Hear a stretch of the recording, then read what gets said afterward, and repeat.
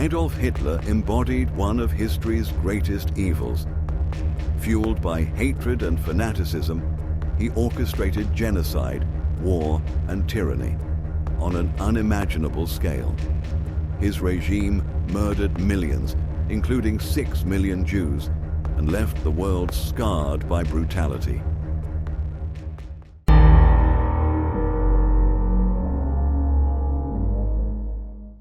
Adolf Hitler was born on April 20, 1889, in Braunau am Inn, Austria, to Alois and Clara Hitler. He clashed with his father, Alois, who died in 1903. His mother, who he adored, died in 1907 and brought Hitler much devastation. Hitler's early life was unremarkable, except for his dreams. He wanted to become an artist. In 1907 and again in 1908, he was rejected by the Academy of Fine Arts in Vienna. His paintings were dismissed as uninspired and mediocre. Vienna did more than break his dreams. It exposed him to the anti-Semitic politics of the time, and he absorbed them like gospel. From 1908 to 1913, Hitler stayed in Vienna. He lived in poverty, sometimes in homeless shelters or men's dormitories. During this time, Hitler became embittered and began to search for explanations for his personal misfortunes. He started adopting extreme nationalist and racist ideas that were already circulating in Viennese society. Figures like Karl Lueger, the mayor of Vienna, openly espoused anti-Semitic rhetoric. In 1914, he enlisted in the Bavarian army, serving as a messenger in the First World War. He was wounded twice, gassed once, and awarded the Iron Cross Second Class for bravery in 1914 and the Iron Cross First Class in 1918. Germany's eventual surrender took place on November 11, 1918, and although the war gave Hitler structure and purpose, it also gave him a deep, boiling hatred for the German defeat. Like many soldiers, he believed the army had been betrayed, not defeated, by internal enemies, Jews, Marxists, and corrupt politicians.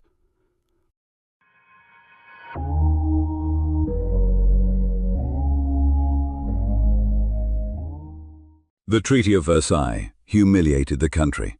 The War Guilt Clause, Article 231 of the Treaty of Versailles, forced Germany to accept full responsibility for the war and served as a legal basis for demanding crippling reparations against the country. Total financial reparations were approximately $33 billion in 1921, or $500 billion adjusted for inflation today. The burden of these payments crippled Germany's economy, leading to hyperinflation in the early 1920s. By late 1923, prices sometimes doubled in a matter of hours. In 1914, $1 equaled 4.2 German marks. In November 1923, $1 equaled an astounding 4.2 trillion marks. The Weimar Republic, Germany's fledgling democracy, struggled to maintain control. Into this chaos stepped Hitler.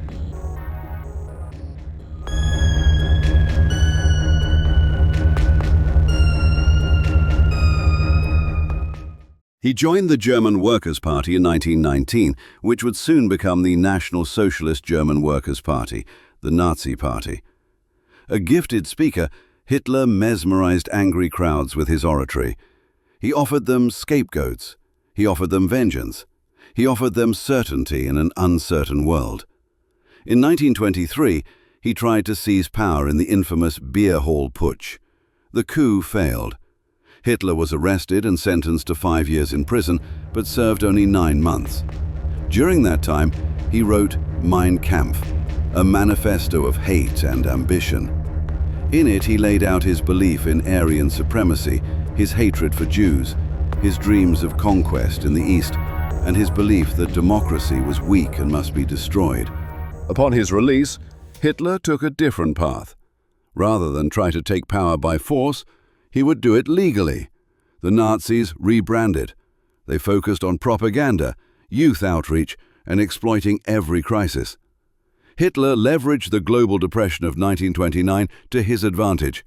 As German unemployment soared, the Nazis promised strength and stability.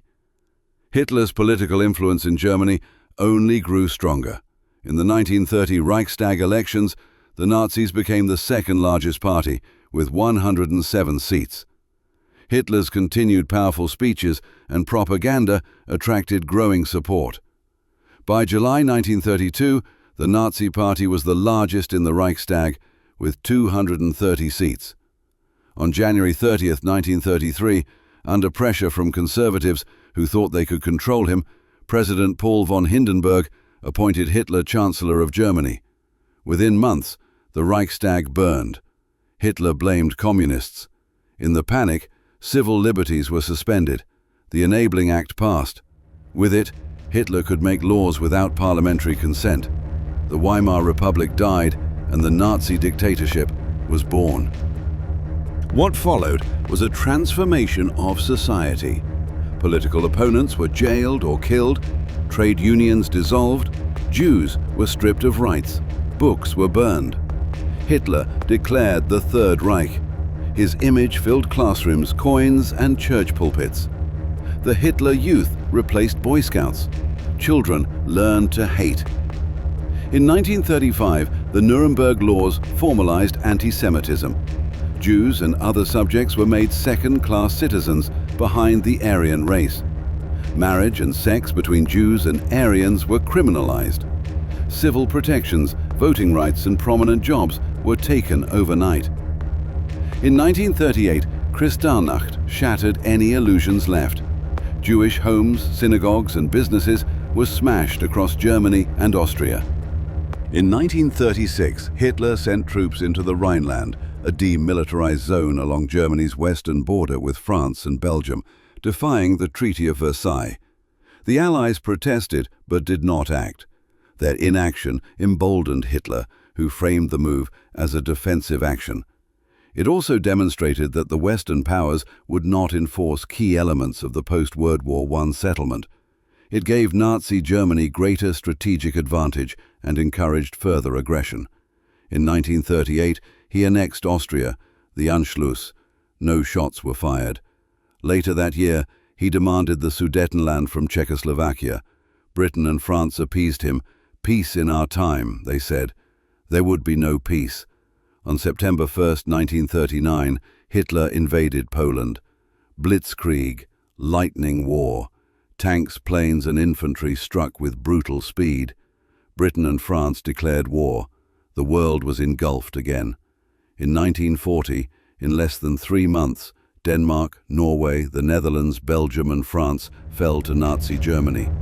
Paris, conquered in 6 weeks. Hitler stood before the Eiffel Tower in triumph. London was bombed nightly in the Blitz, but Britain did not fall.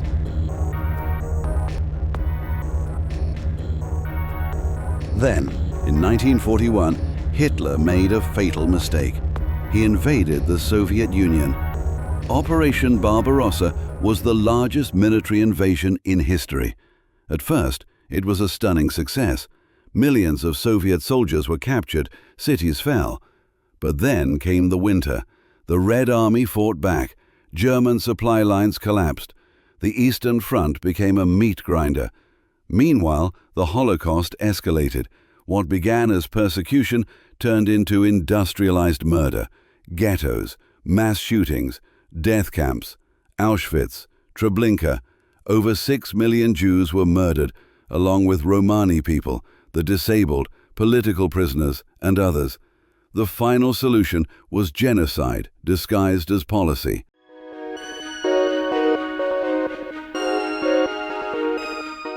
By 1943, Hitler's dream was crumbling. Stalingrad was his turning point. A brutal siege ended with the surrender of an entire German army. From then on, it was retreat. In July 1944, his own officers tried to kill him. The Valkyrie plot failed. Hitler survived with minor injuries, but descended deeper into paranoia. He executed thousands in retaliation. Allies landed in Normandy on June 6, 1944, D-Day. France was liberated. The Soviets pushed from the east. Berlin was encircled. By April 1945, Hitler was a ghost in his own city. He lived in an underground bunker, giving orders to divisions that no longer existed. His once loyal generals now disobeyed or deserted him. The man who had commanded millions was now a prisoner of his own delusion. On April 29th, he married Eva Braun. On April 30th, they took cyanide. Hitler also shot himself. Their bodies were burned with gasoline in a shell crater outside the bunker. The Reich he promised to last 1,000 years died with him.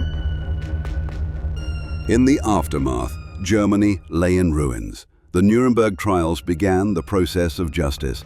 The Nazi Party was dismantled, the Holocaust horrors were revealed around the world, and approximately 70 to 85 million lives were taken in the Second Great War.